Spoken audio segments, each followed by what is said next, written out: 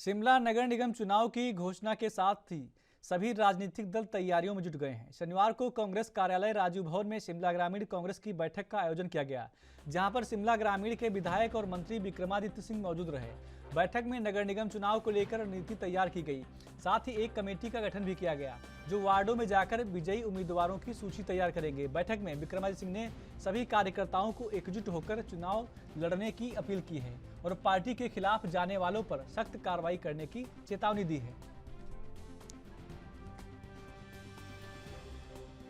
देखिए, बैठक आज सभी कार्यकर्ताओं के साथ की गई। खास करके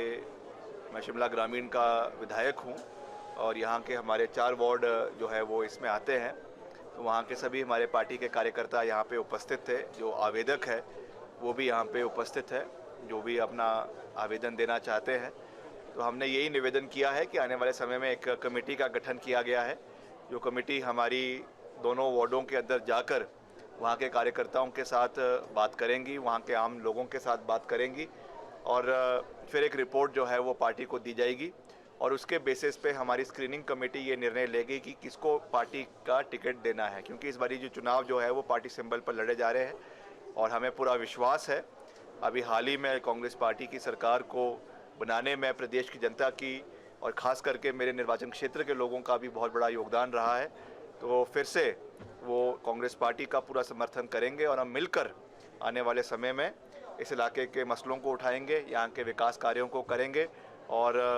आगे बढ़ेंगे। इसलिए आज जो ये बैठक रखी गई थी खास रूप से सभी आवेदकों से मिलने के लिए और ख़ास रूप से ये भी कहने के लिए कि पार्टी सिंबल के ऊपर चुनाव लड़े जा रहे हैं, इसलिए हमको डिसिप्लिन को भी मेंटेन करना है और जो ऑफिशियल कैंडिडेट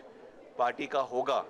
वही जो है उसी के लिए ही पूरी कांग्रेस पार्टी जो है वो कार्य करेगी। सर, लंबे समय के बाद जो है ये मुझे नहीं लगता कि इसमें कोई भी ऐसी इस तरीके की बात है। वोटर्स वही है जो वोटर 4 महीने पहले थे, जिन्होंने विधानसभा में अपना चुनाव में अपना वोट दिया। और जहाँ तक रोस्टर की बात है तो रोस्टर क्योंकि डिलिमिटेशन पहले वाले डिलिमिटेशन पे हम गए हैं तो स्वाभाविक है कि रोस्टर में फेरबदल थोड़ी बहुत होनी थी, मगर वो हर चीज़ को मद्देनज़र रख के की गई हुई है। इलेक्शन कमीशन उसको देख रहा है, डिप्टी कमिश्नर जो हमारे रिटर्निंग ऑफिसर उसका जो है वो उसमें फेरबदल करी है, तो उसमें कोई भी चीज़ नहीं है, सब कुछ खुला है, खुली किताब की तरह है और इसमें कोई भी टिका टिकटनी अपने करने की आवश्यकता नहीं है। मगर अगर तब भी वो करना चाहते हैं तो करें, अपनी आवाज़ को जो हमारा स्टेट इलेक्शन कमीशन है उनके सामने रखें। अगर कोई अनियमितताएँ अगर कोई हुई है जैसा वो कह रहे हैं तो दूध का दूध और पानी का पानी हो जाएगा, इसलिए उस पर हमको जाने की आवश्यकता नहीं है। हमने मुद्दों के ऊपर चुनाव लड़ना है और चुनाव हम जीतेंगे और मिलकर शिमला शहर का विकास पूरे प्रदेश में के साथ साथ शिमला शहर में भी प्राथमिकता के साथ आने वाले समय में विकास के कार्य करेंगे। और खबर पर ज्यादा जानकारी के लिए हमारी ब्यूरो चीफ टीना ठाकुर हिमाचल से जुड़ गए हैं। टीना जी, पूरी जानकारी चाहेंगे आपसे। शिमला नगर निगम चुनाव को लेकर कांग्रेस की तरफ से क्या कुछ तैयारियां की जा रही हैं? जी बिल्कुल, नगर निगम शिमला के चुनाव का ऐलान होते ही कांग्रेस भी चुनावी मोड में आ चुकी है और इसको लेके काफी गंभीरता से सभी लोग जो है एकजुट होकर काम कर रहे हैं। क्योंकि हम शिमला एमसी इलेक्शंस की बात करें, 3 जो विधानसभा क्षेत्र है वो इसको छूते हैं और तीनों विधानसभा क्षेत्र जिस वक्त जो है कांग्रेस के विधायक है, तो ये कांग्रेस के लिए एक एज माना जा सकता है, कांग्रेस के लिए एक प्लस पॉइंट माना जा सकता है। और इसी में से एक जो शिमला ग्रामीण से मंत्री हैं विक्रमादित्य सिंह, वो भी शिमला ग्रामीण की जो है उन्होंने एक बैठक ली शिमला ग्रामीण कांग्रेस की और उन्होंने कहा कि उनके जो 4 वार्ड आते हैं शिमला ग्रामीण के तहत, उनमें जो है जो जीत दर्ज करेंगे और साथ ही उन्होंने एक तरह से कार्यकर्ताओं को जो एकजुट होकर चुनाव लड़ने की अपील तो की, लेकिन पार्टी के खिलाफ जो अगर कोई जाएगा उसके खिलाफ भी सख्त कार्रवाई करने की उन्होंने एक चेतावनी दे दी है। और उन्होंने कहा है कि सभी को जो भी हाईकमान पार्टी हाईकमान जिसको भी उम्मीदवार तय करेगा उसके साथ मिलकर काम करना, उसकी जीत के लिए सबको काम करना है। जी संदीप। टीना जी, तो क्या माना जाए कि कांग्रेस पार्टी को कहीं ना कहीं डर सता रहा है कि कुछ उनके ही लोग उनके खिलाफ हो सकते हैं?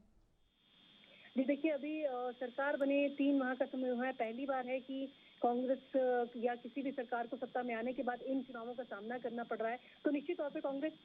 चाहेगी नहीं कि इन चुनावों में उसकी हार हो, क्योंकि एक बहुत बड़ा संदेश इन चुनावों का जाता है, सीधा पूरे प्रदेश में जाता है। शिमला एमपी के चुनाव बहुत महत्व रखते हैं, तो ऐसे में जो शिमला ग्रामीण से विधायक हैं और मंत्री भी हैं इस वक्त विक्रमादित्य सिंह, उन्होंने जो चेतावनी दी है अपने लोगों को, वो एक खास तौर पर ये माना जा सकता है कि जो थोड़े बहुत गुटिज्म